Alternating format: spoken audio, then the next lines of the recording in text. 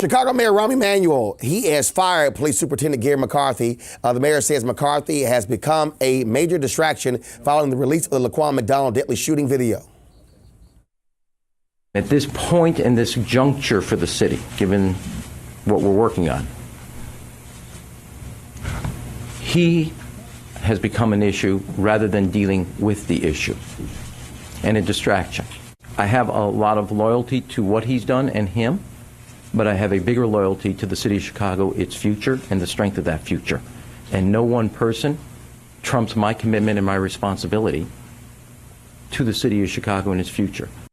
McCarthy, though, he says that Emanuel is also part of the problem. I want to bring in my panel, Laura Coates, former federal prosecutor, Douglas Sloan, co-founder of the National Capital Strategy Group, and Tiffany Lofton. She's a former USAA president, Student Association. Laura, first and foremost, I want to go to you. Here you have a situation where the mayor makes it perfectly clear he's trying to get out of this situation. The heat's on him. It is on State's Attorney Anita Alvarez. They all trying to keep from having to lose their jobs. This is called Operation Scapegoat. And they have just named that police chief as the #1 scapegoat. When in reality, with the 16 shots that were fired into LaQuan McDonald, there are probably about 16 people who need to be fired or resign. And all this is doing is smoke and mirrors. It's very, very clear. This does not take one person who covered up that video or who covered up this entire endeavor. It was a very broad spectrum of cover-up and probably corruption. And I wouldn't be surprised if more than 3 or 4 people go down this week in terms of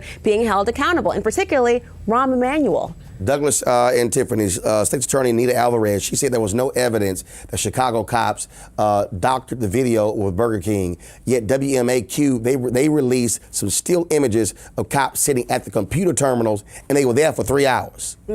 Yeah, that just makes it a little bit more suspect and sketchy. We already don't have trust in that community and across this nation when it comes to dealing with police officers and dealing with black, unarmed black, and he has a knife, but unarmed black millennials. And so what I think needs to happen next is this was a symbolic move for them to fire him and let him go. But like Laura said, there's a lot of other people that need to be held accountable in this situation. Douglas, also the mayor, he announced that there was going to be this Chicago Police Commission to study various things. One of the advisors is going to be Deval Patrick, former top official in the Department of Justice, native of Chicago, former 2-term governor of Massachusetts. And again, politicians love to announce commissions when they get their butt in trouble. Do you believe the heat will stay on Rahm Emanuel? The heat needs to stay on Rahm Emanuel. I mean, this has all the trappings of a major Hollywood production here. This guy got murdered back in October of 2014. Rahm was up for re-election in February of 2015. His election went to a runoff. Had this come out before his election, there's no way this guy would have gotten reelected. I mean, you go around from the cover-up at the Burger King with the district manager all but doing a sworn affidavit saying that the cops altered the video. Then you go back to the fact that Anita Alvarez has a horrible record in Chicago and dealing with crimes against young black youth to the point where they would like for her to step down. She completely screwed up the Rika Boyd case to the point where the judge reprimanded her for messing that case up. And then you have the police chief that was, and all the police that were busy trying to cover this horrible shooting up. They suspended the evidence of the tape for 13 months. Hold tight. Reverend Uhel Curry out of Chicago with Community Renewal Society. Also Jediah Brown with the Young Leaders Alliance. Reverend, I want to go to you. Are you surprised by the actions of Mayor Emanuel, and do you believe that he is trying to cover his own butt? He's definitely trying to cover his butt.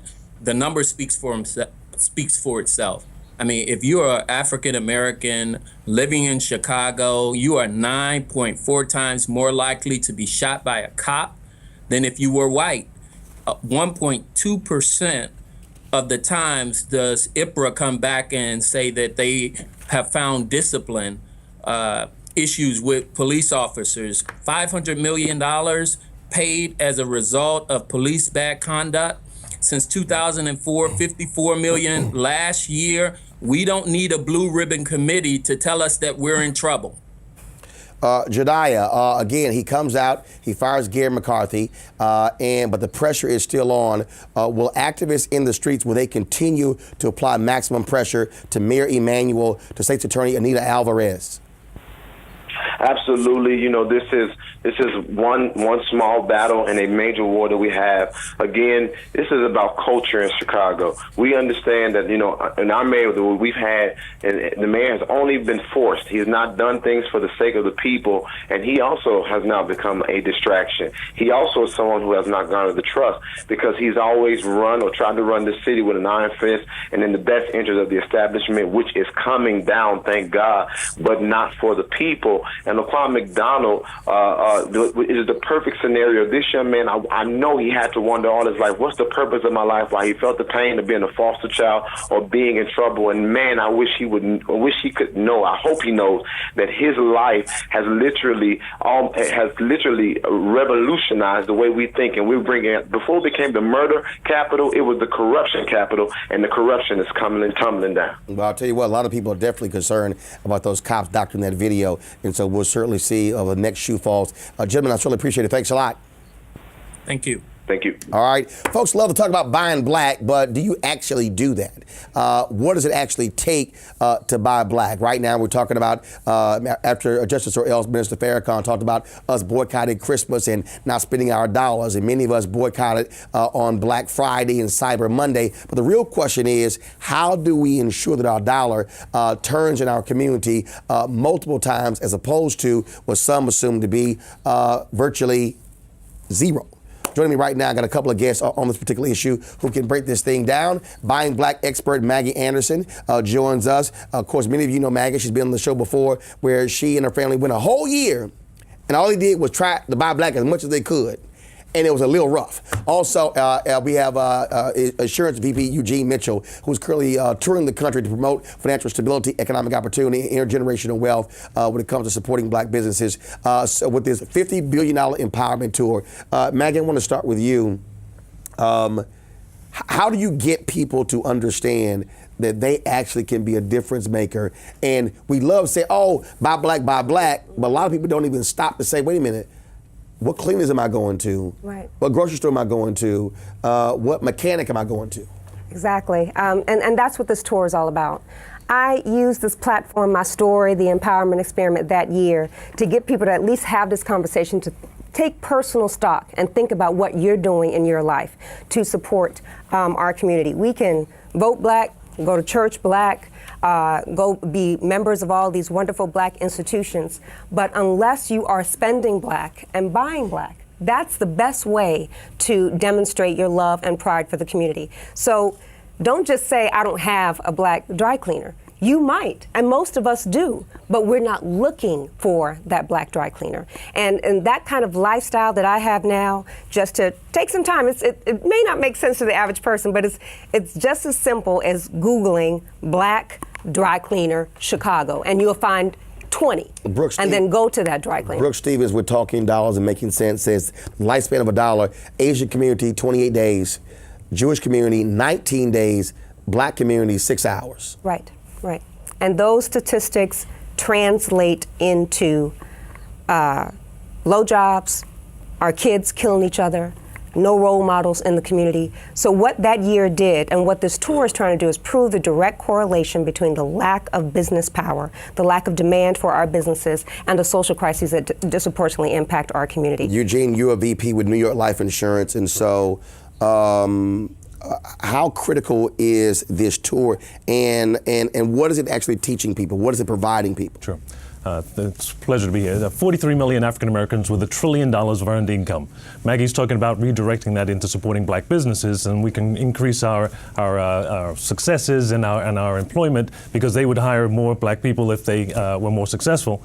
I'm saying that we could redirect some of our spend back into financial tools and strategies that other folks have been using for hundreds of years that could build, protect, leverage, and pass on wealth for ourselves. So becoming investors instead of consumers, especially in this holiday season that's coming, where we're lined up during Black Friday. Oh, folks love talking about black spending power. That's right. But you don't hear discussion on black saving power. That's right. That's what we're talking about. How do we create that? Because I believe our children would act differently if they knew they had college savings plans in place, if we had down payments for homes, if we had startup capital for new businesses. Right, don't you act a fool, I'm going to take your college money. That's right. That's what this tour is about. This is about us getting and sharing the information that we know. So as Maya Angelou said, when we know better, we do better. So we're talking about we know how to reinvest that, how to use these financial tools and strategies that could really make a difference.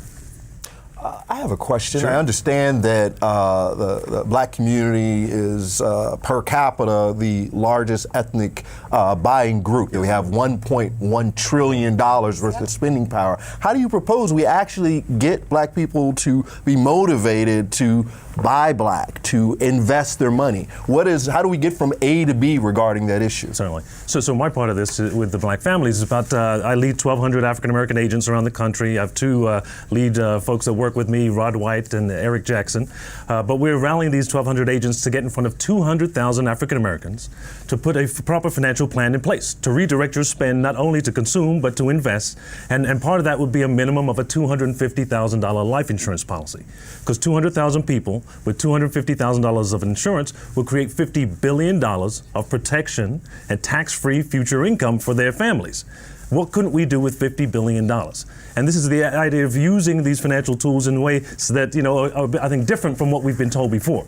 Typically, life insurance has been about just covering the cost of funeral. But what we realize is that you can create generational wealth and legacies from this. This is my part of this equation. I know Maggie's got some things as well. Oh, sure. What we talk about is doing it incrementally. We're not asking people to do what I did, to completely live off black businesses for a year. And actually what that year proved, it wasn't just about taking a stand.